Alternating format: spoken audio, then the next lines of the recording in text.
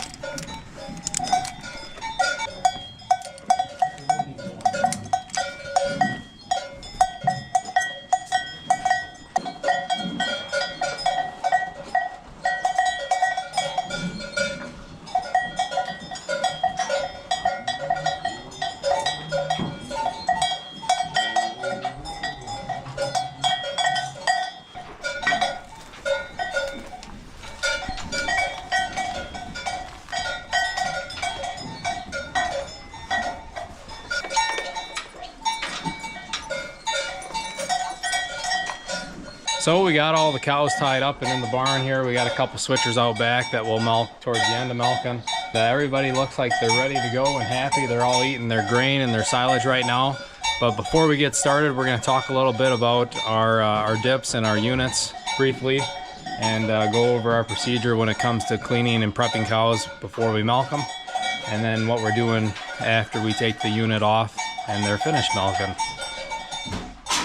We got to put a filter in. We actually have two of these cartridges. We're just getting this one ready, so that's right inside this pipe here. The milk comes in the jar here. Transfer pump. There's actually a gasket down here. So from here all the way through the whole system is vacuum. Then you got your trap. Of course, that's in case something would malfunction, it overflow and then it shut itself off so it doesn't ruin your pump, but more of a safety net. Right before we wash, after we push all the milk into the tank, that's, when we're done, we would rinse the system just off onto the floor or whatever, feed the calves it or whatever, but then I'll put this filter, I'll take the dirty one out. You might have a few pieces of straw and there's some dust or something. I mean, it's just because you do not want any foreign matter to get into this plate cooler. There's 52 plates in this one, and you could probably put twice that in there, but that's how many for what we got going on here. But anyway, if you get foreign matter in there, it seems to take forever for it to get out. You do not want to take them apart. So anyway, we never push anything through there without a filter in place. So then we put the new one in, and then actually run our wash, and then everything gets drained out after it gets rinsed, and then that's in there for the next milking. Anyway, so this gets changed every milking, and it's pretty much just, they call it a sock. Comes in a box of 100, and it's actually some sort of cloth, because once in a while one gets away out into the field and they don't break down very quick, so it'd be kind of like throwing your clothes out there, but it's necessary. So we just put that here, it's handy. And then we got a little bit of soap, we get that ready. Usually how much soap you use, now, I'm not a scientist, but this is what they told me after we came here 30 years ago. They test the water, and usually has to do with how long your barn is and how big your line is, and a lot of things factor in how much soap you need. So you use the least amount of water as possible. Start out with warm water, then you go to, after everything's rinsed out, you go to hot water, and they want to see it like 150, 180 degrees, hotter the better. And then that's when your soap goes in and stuff. So really the amount of soap you use kind of depends on how well it's cleaning. And then they check for bacteria like every month, and if it's high, they recheck it. So typically once you get the system down and you follow through, it's good, and it's always good. But if you skip or if you cheat a little bit too much, it can catch up on you. Then you get like, what do they call it, milk stone, or it kind of builds up, and then it takes an awful lot of product to get it off. Sometimes you even got to buy something stronger. It costs more money, so to correct the problem is better to just prevent the problem again. So that's generally what happens here. It's kind of like your dishwasher. And if it's washed right away, everything comes off nice and polishes up nice. So everything's stainless, so you know, got no pores, so everything really, you know, even our calf pails here, they get rinsed immediately after you feed that calf with hot water. They clean up real nice. I mean, you'd use them for your own use. I mean, that's how nice you want it. So we're gonna talk about these dips. These are teat dippers.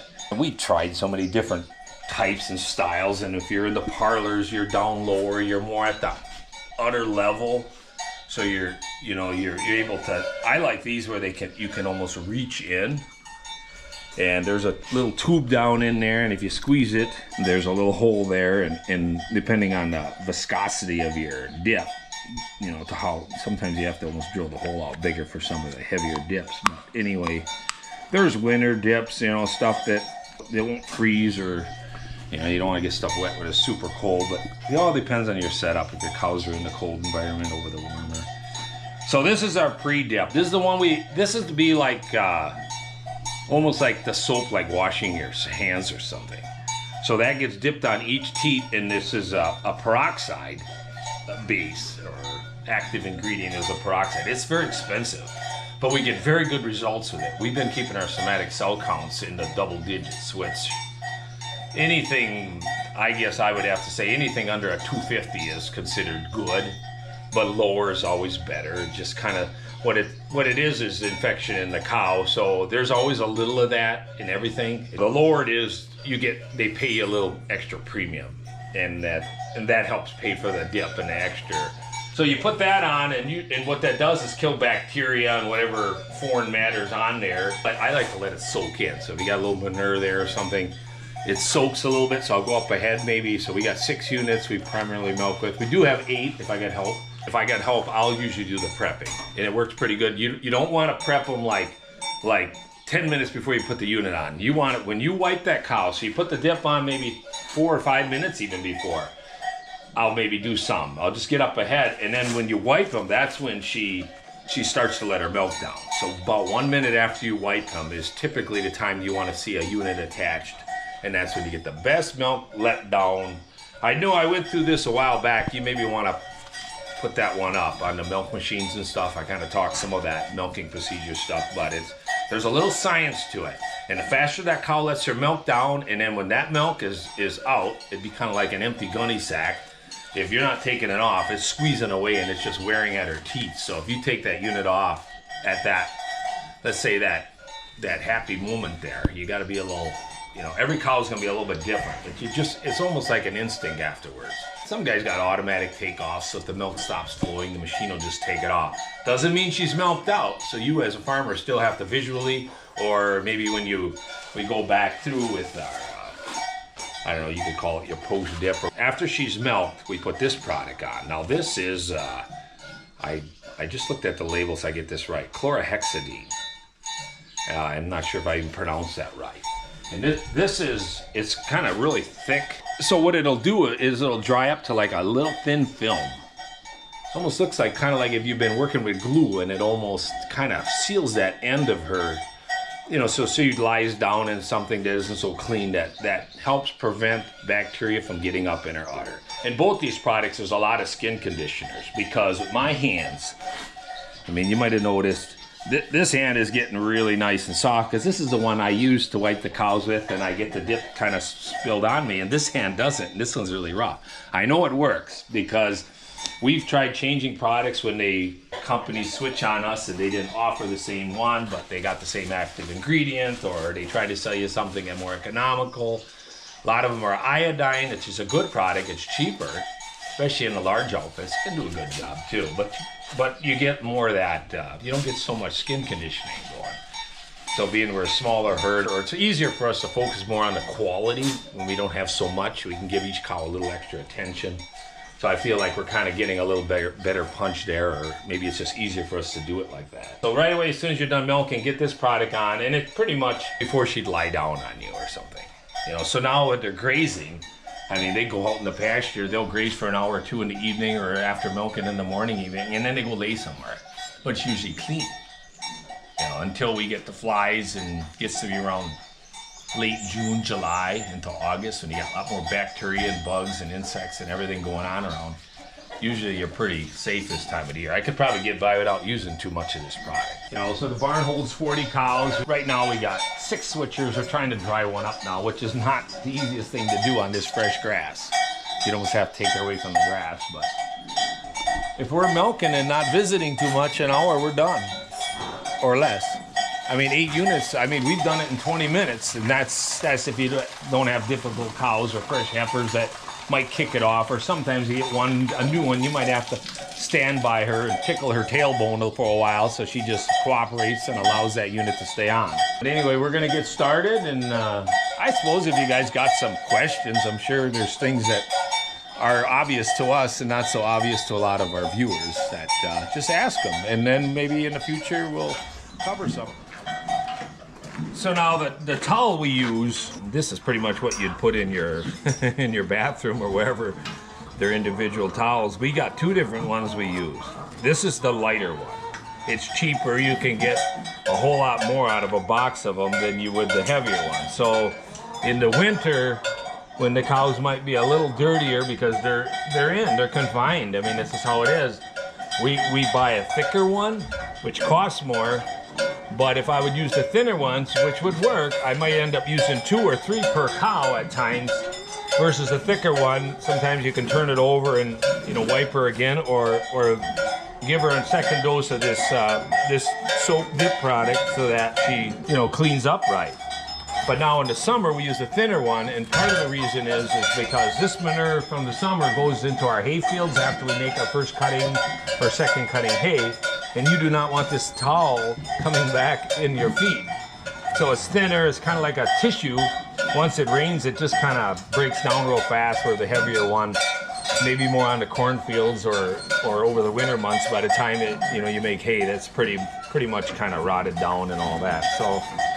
And then we got our pouch here, and I can usually hold enough to go, this will probably hold enough to milk like 80 cows if you had them in that. So everything is on me, and I will start using this one when I'm partway through. Once I got like about a dozen milked or so, then I start going back after with this product. So it's just more of a efficient way for us to do it. Typically you just want to do it as you go, keep track. It's all about keeping track, not skipping anybody.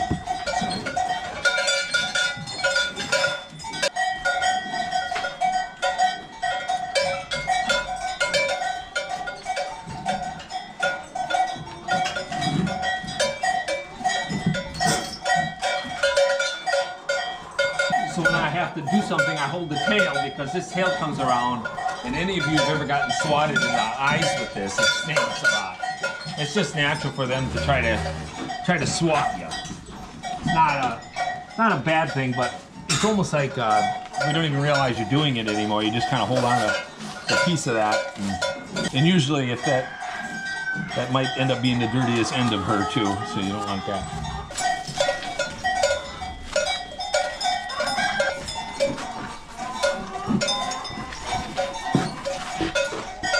These here make beautiful cows. That's a Jersey crossed into a Holstein.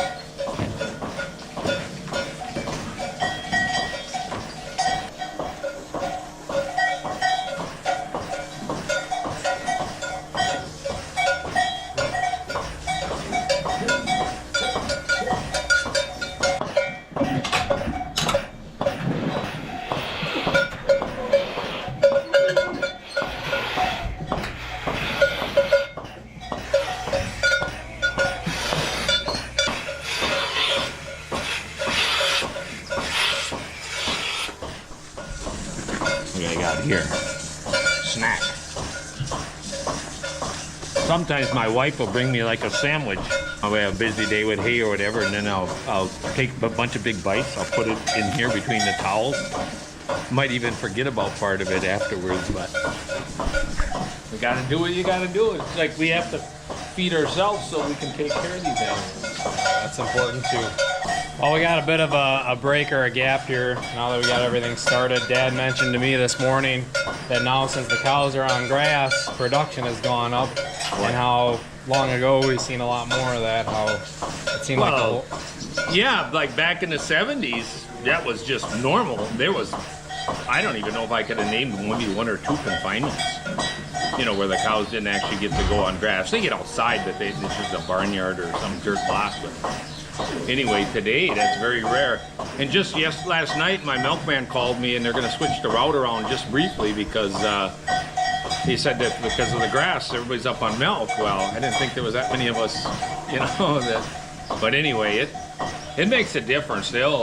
And this time of year is good for cattle, temperature-wise too. It's a really nice, calm temperature. 70s for highs and 50s in the lows. A lot of dew on the grass in the morning. So we're mid to late May, and that's about peak grass. So from maybe the first couple days of May all the way till about mid to late May, that's about the 20th we peak. It's the protein of the grass, you know, it's the most lush stuff, the first growth. Even if we give them like a new crop of hay or grass fields or something like after second crop, it does spike a little bit, but very little. I don't know, it's just different. This is about the finest time on this operation to milk cows. The cows are clean, they're content. We give them some corn silage, they sometimes don't even eat it. You know, they prefer the grass over the grain, which says something. So that's a little tidbit on the time of the year and how much grass impacts your milk production and your cattle health. And all that pastures are like our wastelands. So if we didn't have these milk cows or any kind of grazing animals, that would be just waste. And that's where the most profitable time for us.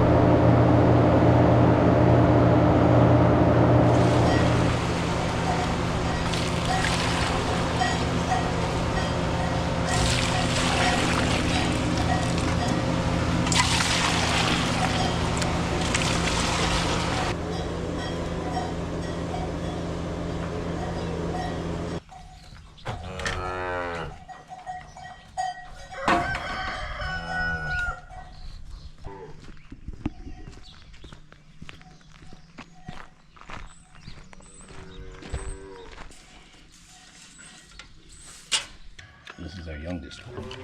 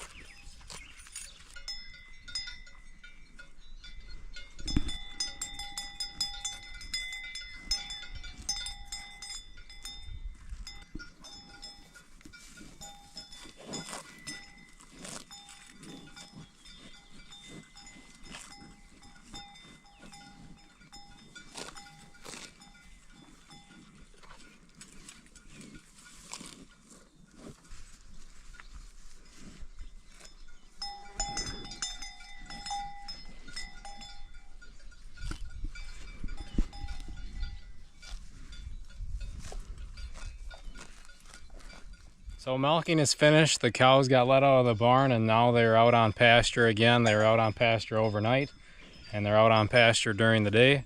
And they'll come back for milking around that 6:30, 7 o'clock. And they do that most of the time on their own. Very rarely do we have to go get them. But anyways, milking went really good this morning. Hopefully you guys enjoyed the video. Hopefully you learned a little something. If you enjoyed it, make sure to like it if you haven't already. Also make sure to subscribe if it's your first time being here, and share it with someone you think that might enjoy it. We really appreciate that. If you want to see more of us, check us out on all your other social media pages, all at Gierach Farms. And if you ever wanted to send us something, we do have a P.O. box and we have that down in the description. But thank you all for watching. Make sure to check out our other videos and we'll see you next time.